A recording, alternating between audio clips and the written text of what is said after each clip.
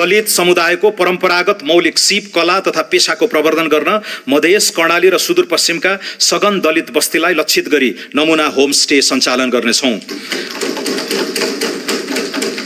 6000 metre भन्दा बढी उचाइ भएका र हालसम्म नामकरण नगरिएका हिमाललाई मौलिक नामकरण गरी आरोहणका लागि विशिष्ट बजारीकरण गर्नेछौँ।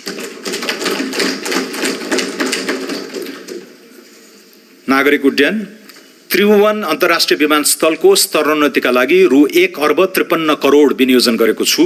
निजगढ अन्तर्राष्ट्रिय विमानस्थलको निर्माण मोडालिटी 6 महिनाभित्र यकिन गर्नेछौँ।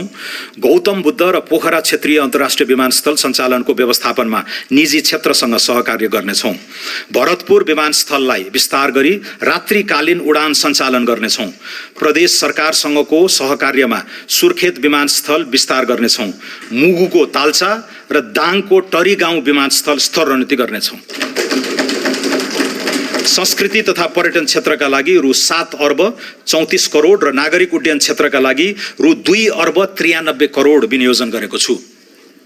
श्रम तथा वैदेशिक रोजगार रिभर्स प्रवासनलाई प्रोत्साहन गर्दै विप्रेषणलाई उपभोगबाट उत्पादनशील प्रयोजनमा रूपान्तरण गर्न विप्रेषण लगानी मिलान कोष सञ्चालन गर्नेछौँ।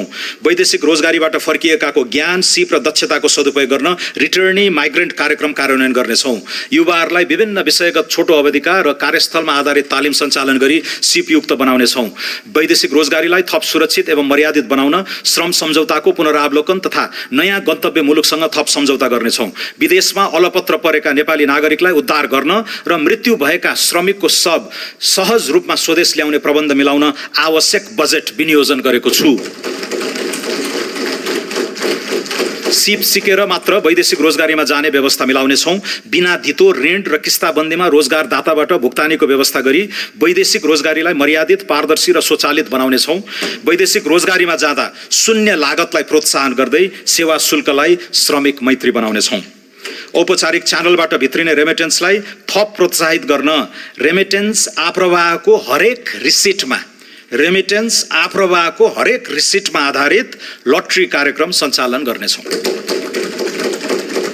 अनौपचारिक क्षेत्रका श्रमिकको जीवनयापन र आधारभूत स्वास्थ्यलाई सहयोग पुग्ने गरी सहुलियत दरमा पौष्टिक खाना उपलब्ध गराउने गरी आवश्यक कार्यक्रम प्रारम्भ गर्नेछौँ। श्रम तथा रोजगार क्षेत्रमा रु 3 अर्ब 63 करोड विनियोजन गरेको छु। औद्योगिक विकास निर्यातको सम्भावना भएका कृषि प्रशोधन, पर्यटन सेवा, हलुका उत्पादन लगायतका श्रम प्रधान उद्योगको विकास तथा विस्तारका लागि नमुना स्वरूप रोजगार आबद्ध उत्पादन क्षेत्र इम्प्लोइमेन्ट लिङ्क्ड प्रोडक्सन जोन सञ्चालन गर्नेछौँ। उद्योग प्रतिष्ठानको संस्थागत सामाजिक उत्तरदायित्व सम्बन्धी कानुनी प्रबन्ध मिलाउनेछौँ। सरकार र निजी क्षेत्रको सहकार्यमा औद्योगिक क्षेत्र तथा औद्योगिक करिडोरमा स्वच्छ ऊर्जामा आधारित प्रविधिको प्रयोग गरी ट्रिटमेन्ट प्लान्ट सहितको सिवरेज प्रणाली सञ्चालन गर्नेछौँ। उद्योग प्रतिष्ठानमा रहेका परम्परागत बोइलरलाई इलेक्ट्रिक बोइलरले प्रतिस्थापन गर्न सहुलियतपूर्ण ऋण सुविधा प्रदान गर्नेछौँ। 100 उद्योगहरूलाई विद्युतीय वा बायो ब्रिकेटमा आधारित बोइलरमा रूपान्तरण गर्न रु 22 करोड विनियोजन गरेको छु। औद्योगिक पूर्वाधार विकासका लागि रु 65 करोड विनियोजन गरेको छु। खानी सम्बन्धी लाइसेन्सको पुनरावलोकन गर्नेछौँ। नयाँ खानीको अन्वेषणका क्रममा फेज 2 सम्मको अध्ययनका लागि आवश्यक जियोलोजिकल ल्याब र परीक्षण अन्वेषणको व्यवस्था गर्नेछौँ। खानी क्षेत्र, ठुला उद्योग र 5 मेगावाट भन्दा बढी विद्युत खपत गर्ने निजी क्षेत्रबाट विकास हुने औद्योगिक क्षेत्रसम्मको सहज पहुँच तथा विद्युत आपूर्ति एवं प्रसारण लाइन निर्माण गर्नेछौँ। भारी सवारी सञ्चालन हुने औद्योगिक तथा खानी पहुँच सडकलाई विशेष मापदण्ड सहित डिजाइन, निर्माण र मर्मत गर्न रु 50 करोड विनियोजन गरेको छु। खनिज तथा निर्माणजन्य सामग्री उत्खनन, उत्पादन, आपूर्ति र प्रयोगको समग्र नियमन तथा व्यवस्थापनका लागि खानी तथा खनिज प्राधिकरण स्थापना गर्नेछौँ। दैलेखमा रहेको पेट्रोलियमको व्यावसायिक उत्पादनका लागि आवश्यक प्रक्रिया शीघ्र अगाडि बढाउनेछौँ। धौवादी फलाम उद्योगमा रहेको नेपाल सरकारको शेयर अंश घटाई सार्वजनिक निजी साझेदारी मोडलमा सञ्चालन गर्ने कार्यविधि अघि बढाउनेछौँ। वातावरणीय दृष्टिकोणले उपयुक्त देखिएका ठाउँ पहिचान गरी ढुङ्गा, गिटी, बालुवा उत्खनन तथा प्रशोधन आपूर्ति गर्ने व्यवस्था मिलाउनेछौँ। वाणिज्य विश्व बजारमा उल्लेख्य परिमाणमा निर्यात गरी ब्रान्ड स्थापित भइसकेका नेपाली उत्पादनलाई थप सहुलियत प्रदान गर्नेछौँ। व्यापार तथा लगानी सहजीकरणका लागि व्यापार तथा औद्योगिक लजिस्टिक गुरु योजना कार्यान्वयनमा ल्याउनेछौँ। राष्ट्रिय उत्पादकत्व वृद्धिको गुरु योजना तयार गरी उत्पादनमा आधारित प्रोत्साहन कार्यक्रमका लागि रु 1,18 करोड विनियोजन गरेको छु। भैरवामा एकीकृत जाँच चौकी ICP को निर्माण कार्य शीघ्र सम्पन्न गरी सञ्चालनमा ल्याइनेछ। चाँदनी दोधारामा निर्माणाधीन एकीकृत जाँच चौकी 2 वर्षभित्र निर्माण सम्पन्न गरिनेछ। नेपाल व्यापार एकीकृत रणनीतिले पहिचान गरेका गलैँचा, कार्पेट, धागो, तयारी कपडा, सिमेन्ट लगायतका वस्तु तथा कम तौल उच्च मूल्यका वस्तुको निर्यात अभिवृद्धिका लागि वस्तुगत निर्यात रणनीति तयार गरी कार्यान्वयन गर्नेछौँ। इन्धनको मूल्य स्थायित्व कायम गर्न फ्युचर्स कन्ट्र्याक्ट गर्ने सम्बन्धमा आवश्यक अध्ययन गर्नेछौँ। पेट्रोल पम्पमा न्यूनतम पूर्वाधार सहित EV चार्जिङ स्टेसन जडान गर्न प्रोत्साहन गर्नेछौँ। नेपाल आयल निगमबाट इथानोल उत्पादन गर्ने उद्योगसँग सम्झौता गरी तोकिएको मूल्यमा खरिद गर्ने ग्यारेन्टी गर्नेछौँ। नियामक निकायलाई सुदृढ गरी सबै किसिमका सिन्डिकेट, कार्टेलिङ, कालोबजारी, नाफाखोरी र अस्वस्थ प्रतिस्पर्धाको अन्त्य गर्नेछौँ। उद्योग वाणिज्य तथा आपूर्ति क्षेत्रका लागि रु 8,31 करोड विनियोजन गरेको छु। स्टार्टअप तथा नवप्रवर्तन। स्टार्टअप साना तथा मझौला उद्यमलाई राष्ट्रिय उद्यम इकोसिस्टममा आबद्ध गर्ने प्लेटफर्मको रूपमा नेपाल एन्टरप्राइज फेसिलिटी स्थापना गर्नेछौँ।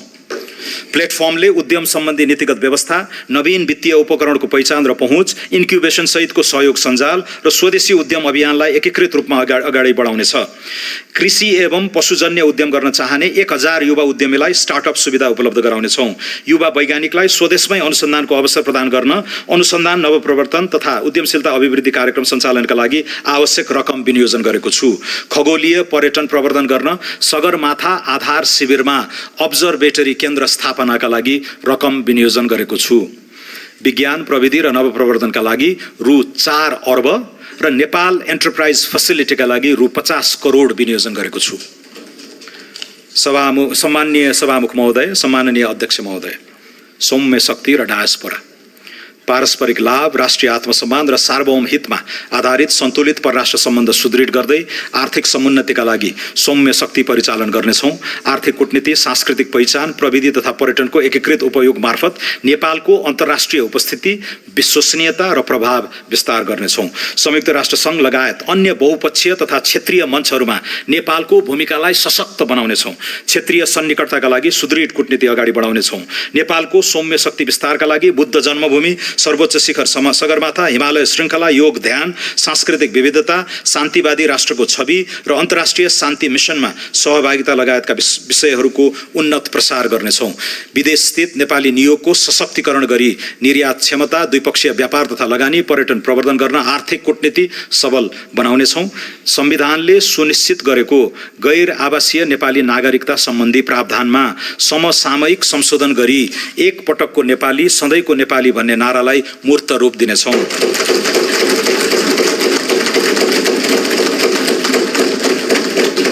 गैर आवासीय नेपालीलाई सबै किसिमका आर्थिक, सामाजिक तथा सांस्कृतिक अधिकार प्रदान गरी राष्ट्र निर्माणको मूल अभियानमा समावेश गर्नेछौँ।